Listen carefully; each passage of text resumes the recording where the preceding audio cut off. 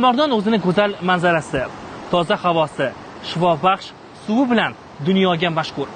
Kimdirlar bu manzilni O'zbekiston Shvetsariyasi deb ataydi. Biz esa bu manzilni faqat jannat makon deb atay olamiz. Chunki bu manzilni avvalo go'zal, qolaversa bu manzilning insonlari juda samimiy. Xo'sh, ularning bugungi iqtisodiy ahvoli qanday? Biz ularni kundaligi bilan qiziqdik.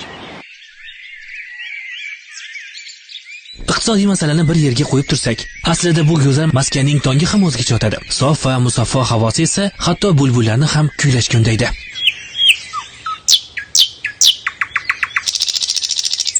Shohimardon aholisi hayotidan mamnun bo'lib yashaydi. Buning sabablari ham talaygina. Chunki bu maskan imkoniyatlarga boy. Mahalliy aholi turli sohalarda mehnat qilib daromad topadi. Natijada ularning turmush sharoiti yil sayin yaxshilanib bormoqda.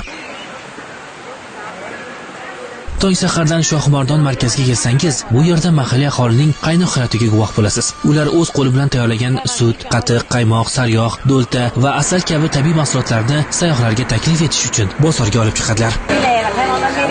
Nonushta bozorlarimizga xush kelibdilar. Mahalla hokim yordamchisining ko'magi bilan bu yerda nonvoychilik faoliyati yo'lga qo'yildi. Bugungi kunda nonvoylar har kuni 4000 dan ortiq non tayyorlamoqda. Maxsus qurilgan katta tandirlarda pishirilayotgan nonlar xaridorlarga yetkazib berilmoqda. Nonvoylar tong sahardan ish boshlab kun davomida xalq dasturxoni uchun sifatli va lazzatli non mahsulotlarini tayyorlashmoqda. Biroq nonvoylar tomonidan tayyorlangan nonlarning asosiy xaridorlari mahalliy aholi emas, chunki deyarli har bir xonadonda tandir mavjud bo'lib, qishloq ahli o'z ehtiyoji uchun nonni o'zi yopadi. Shu bois nonvoyxonada pishirilayotgan nonlar asosan Shohimardonga tashrif buyuruvchi sayyohlar, dam oluvchilar hamda mehmonlar uchun mo'ljallangan. Tabiiy ta'mi va xushbo'yligi bilan ajralib turadigan ushbu nonlar hudud mehmonlari tomonidan katta qiziqish bilan xarid qilinmoqda. Markazga olib tushiladi va shu yerda sotiladi.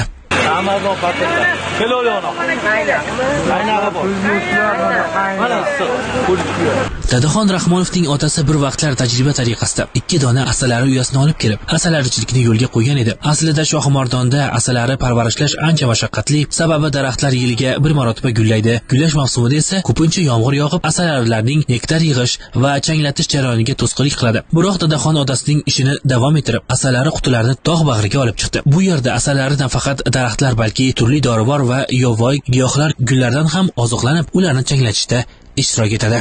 Hokim yordamchilari, mana raislari, yordamlari, ko'maklari tufayli shunchalik kredit ajratib berishdi. Kreditga shu ara olib, shu darajada ko'paytirishga nima bo'ldi? Dadaxon bu faoliyatni boshlagan ilk yilining o'zidayoq 1 tonadan ortiq asal oldi. Bu esa uni yanada ruhlantirib, xo'jalikni kengaytirishga turtki bo'ldi. Imtiyozli kreditlardan samarali foydalanish natijasida asalarichilik xo'jaligi bosqichma-bosqich rivojlandi. Bugungi kunda esa uning xo'jaligida 60 ta asalari qutisida bol ari parvarish qilinmoqda. Biroq bu yerdagi asal qishloqning o'zidan chiqmaydi. Biz asallar mana shu qishloqimiz o'zida klientlarimiz bor. Qachon asal olasizlar deb so'rab turishadi. Shu yerda o'zida tugab ketadi. Tashqariga chiqmaydi. Yo'q. Men shu kungacha mana necha yildan beri asalarichilik bilan shug'ullangan bo'lsak, hech pastga olib tushib, Farg'onaga yoki boshqa joyga olib borib asal sotmaganmiz. Shu yerda o'zida tugab ketadi. Tog' bag'rida parvarishlanayotgan asalarilar uchun bu yil AQShdan zamonaviy asalari qutilari olib kelindi. Yangi texnologiyalar asosida ishlab chiqarilgan ushbu qutilar asalarini parvarishlash samaradorligini oshirib, asal ishlab chiqarish hajmini ko'paytirishga xizmat qilmoqda. Ha, yangi qutilarni olib keldik. Mana bu qutilar qishdan yaxshi chiqar ekan ari. Mana 1 yil ishlatdik buni. Ham sifatli, mana 2 etajligining hisobiga ham asal yaxshi bo'ladi, ham qishiga issiq ekan. Shohimardonliklar hayoti haqidagi navbatdagi lavhalarimizni dasturlarimiz davomida taqdim etamiz. Ahror Ziyodov, Zafar Ismoilov, Ruxsor News uchun maxsus.